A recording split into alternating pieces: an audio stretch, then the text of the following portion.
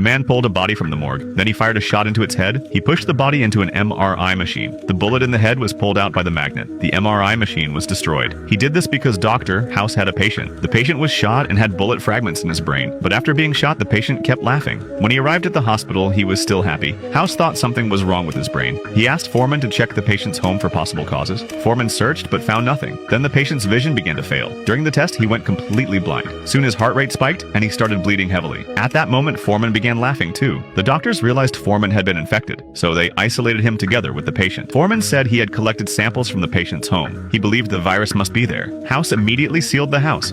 He tested the samples Foreman brought back, but nothing was found. The patient then felt severe pain. Even with medication, Foreman could not ease it. House said the virus had spread to the brain's pain nerves. Meanwhile, at the patient's home, the doctor opened a white jar. Inside was pigeon droppings. It was a breeding ground for a new kind of cryptococcus. They quickly treated the patient for it, but after the medicine, the man went into cardiac arrest. Foreman gave him adrenaline, but the patient still died. Tests also showed no cryptococcus in the droppings. When Foreman was in despair, House handed him tools. He wanted Foreman to take a brain sample from the patient. A biopsy could reveal the virus, but the dean said the case should go to the CDC. Foreman still struck the skull with a hammer, but what he pulled out was just cotton. Clearly his illness was getting worse. Later, the CDC took the patient's body away. Foreman's pain level reached grade 8. He wanted a brain biopsy on himself, but House refused. Another doctor, however, agreed to his request. At that moment, House thought of another plan. He wanted to return to the patient's home. He had to find an infected animal and do a biopsy, but the doctor only gave him 1 hour. House went to the house and found a blind pigeon, but with his bad leg, he could not catch it before it flew away. Then he went into the greenhouse. He saw a dirty irrigation system. He climbed up to the roof. There he found a foul-smelling water tank. He took a sample and found amoebas. He called the doctors right away, but they had already done the brain biopsy on Foreman. The result was indeed amoebas. After treatment, Foreman woke up, but the biopsy had damaged his brain. Raise your right arm.